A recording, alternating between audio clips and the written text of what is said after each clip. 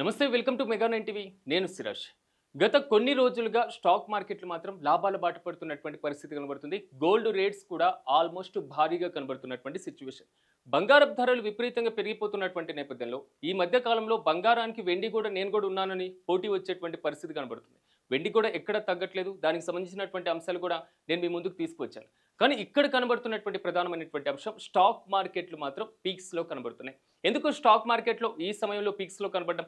Gold rates ఈ రోజు ఎంతవరకు ఉన్నాయి? గోల్డ్ రేట్స్ ఏ విధంగా పెరుగుతున్నాయి? ఇలాంటి అంశాలకు సంబంధించి ఒక్కసారి మనం చూసేటువంటి ప్రయత్నం చేద్దాం. దేశంలో ఉన్నటువంటి వివిధ ప్రధానమైనటువంటి నగరాల్లో బంగారపు యొక్క ధరలు ఏ విధంగా ఉన్నాయి, అవి పెరగడానికి గల కారణాలు ఏంటో ఒకసారి తెలుసుకునేటువంటి ప్రయత్నం చేద్దాం. At the same time stock మార్కెట్ల ప్రభావాన్ని కూడా ఒకసారి పరిశీలిద్దాం. ముందుగా బంగారపు ధరలు ఒక్కసారి మనం చూసుకున్నట్లయితే 22 క్యారెట్స్ బంగారపు ధర 12,370 రూపాయలు కనబడుతుంది. ఇక 24 క్యారెట్స్ బంగారపు ధర వచ్చేసి 13,495 రూపాయలు. అంటే ఒక రకంగా చెప్పుకోవాలంటే 22 క్యారెట్లు 24 క్యారెట్లకు సంబంధించినటువంటి బంగారపు ధరలు కూడా క్రమంగా పెరుగుతున్నటువంటి పరిస్థితి కనబడుతుంది. ఒకసారి ప్రధానమైనటువంటి నగరాల్లో ఉన్నటువంటి బంగారపు ధరలు, ఢిల్లీలో ఉన్నటువంటి బంగారపు ధర 1,34,460 రూపాయలు కనబడుతుంది. ఇక హైదరాబాద్ ఒకసారి మనం చూసుకున్నట్లయితే తెలుగు రాష్ట్రాల్లో దాదాపు బంగారపు ధరలు కనబడుతున్నటువంటి అంశం చూసుకున్నట్లయితే దాదాపు 1,39,950 రూపాయల వరకు కనబడుతుంది. ఇక ముంబై పరిస్థితి ఒకసారి మనం చూస్తే 1,34,320 రూపాయలు కనబడుతుంది. అంటే హైదరాబాద్లో బంగారపు ధర 1,39,000 వరకు పలుకుతుంది. అంటే 1,34,000, ఒక 50 రూపాయలు తక్కువ 1,34,000 రూపాయల వరకు బంగారపు ధర కనబడుతున్నటువంటి సిచ్యువేషన్. దేశంలో బంగారపు ధరలు విపరీతంగా పెరిగిపోవడానికి రీజన్స్ ఏంటి అనేటువంటి విషయాన్ని ఒక్కసారి మనం పరిశీలిస్తే ఆల్మోస్ట్ రీజన్స్ అయితే మాత్రం చాలా స్పష్టంగా కనబడుతున్నాయి. ఉన్నటువంటి పరిస్థితుల్లో, ప్రజెంట్ ఉన్నటువంటి సిచ్యువేషన్లో డిమాండ్ ఒక్కసారి మనం ఎక్కువగా పెరగడానికి కారణం డిమాండ్ అండ్ సప్లై ఉన్నటువంటి పరిస్థితి. మనం ఏదైనా ఒక వస్తువుని కొనాలి అంటే, ఏదైనా ఒక వస్తువుకు సంబంధించినటువంటి అంశాలు పరిగణలోకి తీసుకోవాలి అంటే ఆ వస్తువు యొక్క లభ్యత కూడా చాలా ఇంపార్టెంట్ ఆధారపడి ఉంటుంది. మార్కెట్లో తక్కువగా లభ్యమయ్యేటువంటి వస్తువులకి డిమాండ్ ఎక్కువగా ఉంటుంది. డిమాండ్ ఎక్కువగా ఉండేటువంటి వస్తువులు ఏదైతే ఉన్నాయో, మరి సప్లై ఎక్కువగా ఉండేటువంటి వస్తువులు ఏదైతే ఉన్నాయో వాటికి సంబంధించినటువంటి పరిస్థితి డిమాండ్ తక్కువగా ఉంటుంది. ఈరోజు మార్కెట్లో కానివ్వండి ఎప్పుడు ఒక డిమాండ్ కోల్పోయినటువంటి పరిస్థితి ఏదైనా ఉంది అంటే అది కేవలం ఒక గోల్డ్ రేట్స్కి సంబంధించి. గోల్డ్ రేట్స్ ఈ మధ్య కాలంలో ఎంతవరకు విపరీతంగా పెరిగిపోతున్నాయంటే ఆల్మోస్ట్ పెళ్లిళ్ళ సీజన్స్ రావడం, పండగల సీజన్ రావడం, న్యూ ఇయర్ రావడం. సో ఈ సంవత్సరం మాత్రం ఆల్మోస్ట్ బంగారపు ధరలు మనకు చేతికి అందనటువంటి పరిస్థితి. ఎందుకంటే 2025 ఈ 2025 సంవత్సరంలో బంగారపు ధరలు చుక్కలు చూపించింది ఒక్కొక్కరికి. అంటే ఆల్మోస్ట్ ఎందుకు ఇంత ఘాటుగా చెప్పాల్సినటువంటి పరిస్థితి కనబడుతుందంటే బంగారం సామాన్యుడికి అందేటువంటి సిచ్యువేషన్ ఎప్పుడో దాటిపోయింది. బంగారం ఒక సామాన్య మధ్యతరగతి ప్రజలు కొనేటువంటి పరిస్థితి ఈ ఇయర్ అసలు ఆశలు పెట్టుకున్నటువంటి సిచ్యువేషన్ కూడా కోల్పోయారు. దీనికి కారణం డిమాండ్ అండ్ సప్లై. డిమాండ్ ఎక్కువగా ఉండడం, సప్లై తక్కువగా ఉండడం, ఇది ప్రధానమైనటువంటి ఒక కారణంగా తెలుస్తుంది. రెండోది కూడా ఇక్కడ కనబడుతున్నటువంటి అంశం పెట్టుబడి. ఎవరైతే ఈ మధ్య కాలంలో వారి దగ్గర ఉన్నటువంటి డబ్బులు ఎక్కువగా ఉన్నా ఆల్మోస్ట్ చాలామంది ఏం చేస్తున్నారంటే రియల్ ఎస్టేట్కి వ్యాపారం కానివ్వండి, లేదా కొన్ని బిజినెస్ కానివ్వండి, ఇలాంటి పరిస్థితుల దగ్గర నుంచి బంగారం కొని పెట్టుబడులుగా పెట్టుకోవాలి అనేటువంటి పరిస్థితుల వైపు వస్తున్నారు. ఎందుకు బంగారం కొని పెట్టుబడులుగా పెట్టాలి అంటే భవిష్యత్తులో దీనికి సంబంధించినటువంటి సప్లై తగ్గేటువంటి అవకాశం ఉందేమో. భవిష్యత్తులో సప్లై తగ్గితే ఆటోమేటిక్గా డిమాండ్ ఎక్కువగా పెరిగేటువంటి ఛాన్స్ ఉంటుంది. డిమాండ్ ఎక్కువగా పెరిగితే ఆల్మోస్ట్ ధరలు విపరీతంగా పెరిగిపోయేటువంటి పరిస్థితి.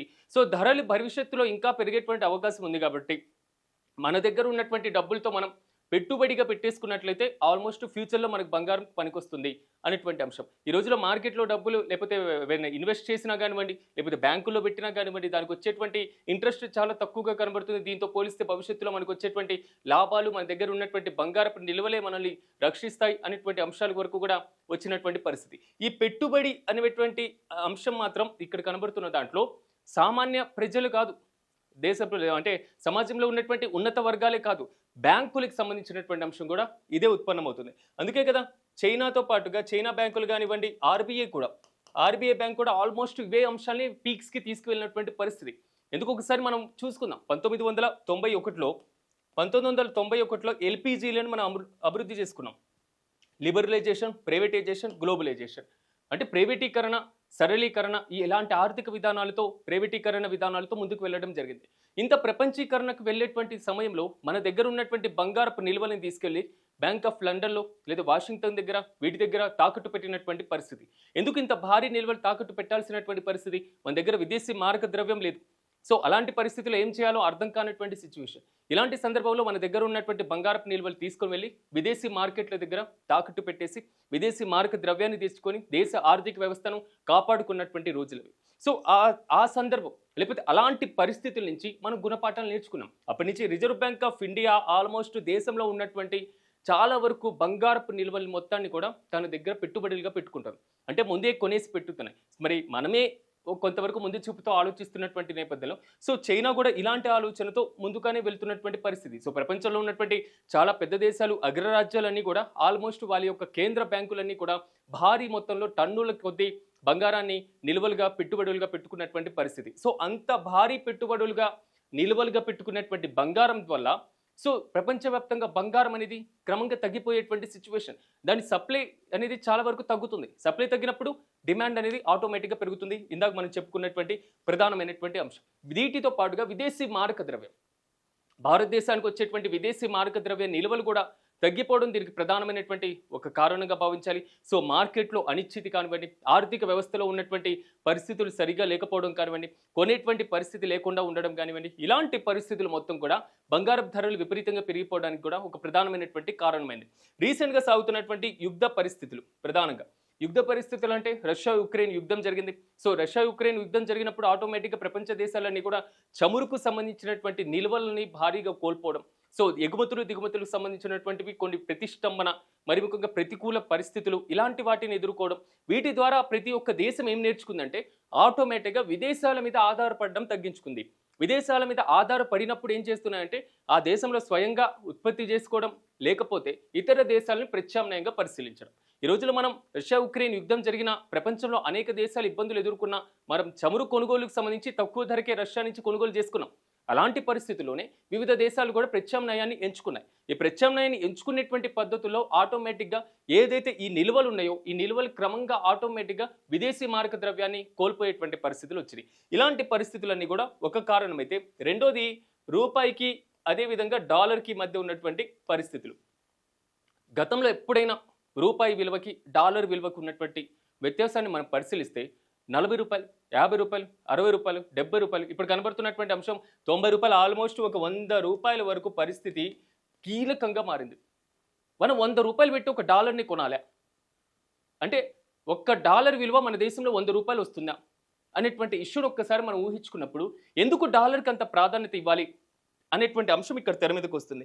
డాలర్కి అంత ప్రాధాన్యత ఇవ్వాల్సినటువంటి పరిస్థితి ఎందుకు వచ్చింది అనేటువంటి ఇష్యూ గురించి ఒక్కసారి మనం ఆలోచించే ముందు అసలు డాలర్కి ఎందుకు ప్రాధాన్యత ఇవ్వాలి అనేటువంటి పరిస్థితిని కూడా ఒక్కసారి మనం ఆలోచించాలి. ఒకసారి మనం చూద్దాం రూపాయి విలువ అండ్ డాలర్ విలువ, ఈ రెండింటికి మధ్య ఉన్నటువంటి సంబంధాన్ని, వ్యత్యాసాన్ని ఒక్కసారి పరిశీలించినప్పుడు ఇది అగ్రరాజ్యం అమెరికాకి సంబంధించి ప్రపంచంలో ఆధిపత్యాన్ని, ప్రపంచంలో పెద్దన్న పాత్రని, ప్రపంచంలో తరగతి మించిన దేశం లేదని, ప్రపంచంలో నాకు మించిన దేశం, నాకు మించిన తోపు తురుము లేదు అనేటువంటి ఇష్యూ వరకు వచ్చినటువంటి పరిస్థితిలో ఇంకా మనం డాలర్ మీద ఆధారపడాల్సినటువంటి అవసరం ఏమొచ్చింది అనేటువంటి ఇష్యూతోనే రూపాయికి సంబంధించినటువంటి విధానంలో విదేశీ చెల్లింపులు చేస్తున్నటువంటి పరిస్థితులు కూడా కనబడుతున్నాయి. ఈ నేపథ్యంలోనే కదా చైనా కానివ్వండి, అదేవిధంగా రష్యా కానివ్వండి, భారత్ కానివ్వండి, ఈ మూడు రీసెంట్గా భేటీ అయినప్పుడు డాలర్ గుండెల్లో గుబేలు మంది, డాలర్ గుండెల్లో రైళ్లు పరిగెత్తిని, ఎందుకు ఇంత కీలకంగా మారింది అనేటువంటి ఇష్యూని ఒకసారి ఆలోచించుకున్నప్పుడు ఇక్కడ కనబడుతుంది డాలర్కి ప్రత్యామ్నాయంగా మనం కూడా ఒక కరెన్సీని రూపకల్పన చేయాలి.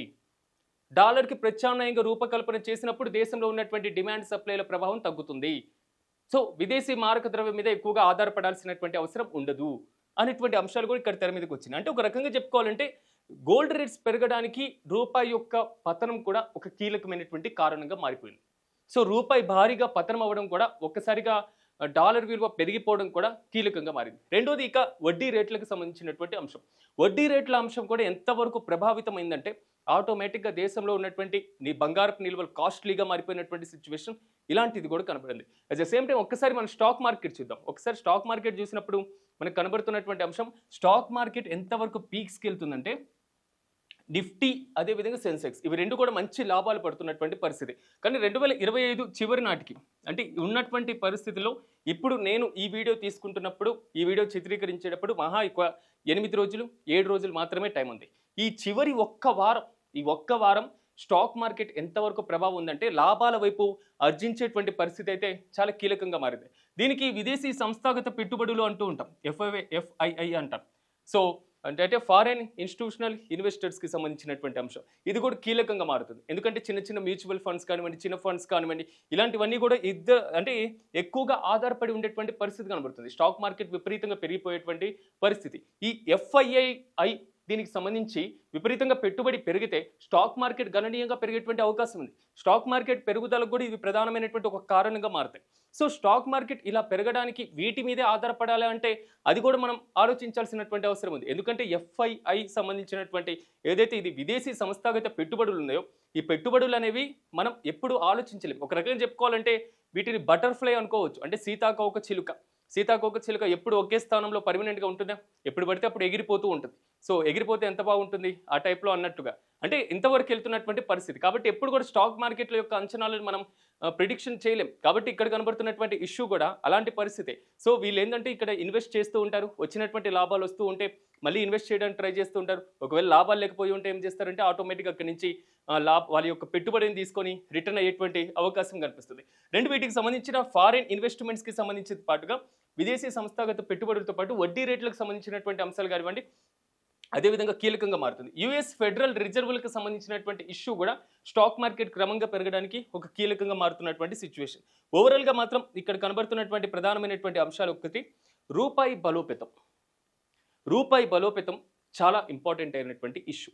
ఈ రూపాయి బలోపేతం అనేటువంటి అంశం అనేది ఎంతవరకు ఇంపార్టెంట్ అంటే దేశంలో విదేశీ మారక ద్రవ్య నిల్వలు పెరగడానికి, సప్లై తగ్గినప్పుడు కూడా మన డిమాండ్ పెంచుకొని ఉన్నప్పుడు కూడా పూర్తి స్థాయిలో మనం బంగారపు నిల్వల్ని మనం కూడా పొందడానికి ఏమి చేయాలన్నా విదేశాల మీద ఆధారపడకుండా భారతదేశం ఒక స్వయం సమృద్ధితో ముందుకు వెళ్ళాలన్నా సో రూపాయి విలువ ప్రపంచంలో బలపడడం, స్టాక్ మార్కెట్లకు సంబంధించినటువంటి అంశం కూడా దీన్ని తీవ్రంగా ప్రభావితం చేస్తుంది. ఒక రకం చెప్పాలంటే డాలర్ విలువతో పోలిస్తే రూపాయి పతనం దిశగా ఉంటే స్టాక్ మార్కెట్లు కూడా భారీగా కుదేలయ్యేటువంటి అవకాశాలు అయితే చాలా స్పష్టంగా కనబడుతున్నాయి. కాబట్టి ఈ బోత్ అంటే ఈ రెండు అంశాలు ఒక్కసారి బేరీజ్ వేసుకున్నప్పుడు స్టాక్ మార్కెట్ల ఏదైతే లాభ నష్టాలు అంటే ఒక గంటలో చూసుకుంటే లాభాల నష్టాలు ఏ విధంగా ఉంటాయి, ఒక గంట తర్వాత చూసుకున్నప్పుడు స్టాక్ మార్కెట్ కుదేలేటువంటి అవకాశం ఉంటుందా, లాభాల బాట పట్టేటువంటి ఛాన్స్ ఉంటుందా, అర్థం కానటువంటి సిచ్యువేషన్. అదే గోల్డ్ రేట్స్ మాత్రం ప్రీవియస్గా పెరుగుతున్నటువంటి సిచ్యువేషనే కనబడుతుంది. కాబట్టి 2025 మాత్రం గోల్డ్ రేట్స్కి ఒక పెద్ద ఎదురు దెబ్బగా చెప్పుకోవాలి. సో ఇది మాత్రం భారీగా మాత్రం గోల్డ్ రేట్స్ పెరుగుతున్నటువంటి పరిస్థితి. కేవలం మన కోవిడ్ టైం 2020-21 ఆ సంవత్సరం ఆ ఆర్థిక సంవత్సరం చూసుకున్నప్పుడు కేవలం 56,000, 80,000 ఇలాంటి పరిస్థితుల్లో 1,30,000, 1,50,000 వరకు కూడా చేరేటువంటి అవకాశం ఉందంటున్నారు. సో భవిష్యత్తులో ఇది 2 లక్షలు చేరినా ఆశ్చర్యం లేదనేది మాత్రం కొంతమంది చెప్తున్నటువంటి అభిప్రాయం. కాబట్టి గోల్డ్ రేట్స్ మాత్రం ఇంకా పెరిగేటువంటి అవకాశం ఉంది. కాబట్టి పెట్టుబడిగా గోల్డ్ పెట్టేటువంటి వారు మాత్రం తగు జాగ్రత్తలు పాటించాల్సినటువంటి అవసరం ఖచ్చితంగా ఉంటుంది. ఎందుకంటే గోల్డ్కి నేను కూడా ఉన్నానన్నట్టు వెండి కూడా తోడైంది కాబట్టి వెండి రేట్లు కూడా భారీగా పెరుగుతున్నాయి కాబట్టి కేజీ వెండి మార్కెట్లు కూడా భారీగా ధర పలుకుతుంది కాబట్టి సో ఆటోమేటిక్గా మాత్రం ఇప్పుడు గోల్డ్ సిల్వర్ మాత్రం కొంతవరకు ప్రీమియంగా మారుతున్నటువంటి పరిస్థితి. సో అవి కొనేటువంటి సిచ్యువేషన్ అయితే కనబడినటువంటి పరిస్థితి. స్టాక్ మార్కెట్లు అయితే లాభాలు ఇస్తూ అందరూ కూడా స్వాగతించేటువంటి పరిస్థితులు అయితే కనబడుతున్నాయి. సో ఈ రోజు ఉన్నటువంటి ఫైనాన్షియల్ మార్కెట్లో ఉన్నటువంటి అప్డేట్స్ ఇవి. సో కాబట్టి గోల్డ్ రేట్స్కి సంబంధించినటువంటి హెచ్చు తగ్గులు వాటి ప్రభావం ఉండడానికి కారణాలు వీటికి సంబంధించినటువంటి ఎప్పుడెప్పుడు అప్డేట్స్తో మాత్రం మీ ముందుకు వస్తూనే ఉంటాను. కాబట్టి గోల్డ్ రేట్స్ పెరుగుదలపైన మరి ముఖ్యంగా స్టాక్ మార్కెట్ల లాభాలపైన మీరేమనుకుంటున్నారో కామెంట్స్ రూపంలో తెలియజేయండి. కాబట్టి ఇలాంటి ఇంట్రెస్టింగ్ టాపిక్స్తో మళ్ళీ కలుద్దాం. చూస్తూనే ఉండండి మెగా 9 టీవీ.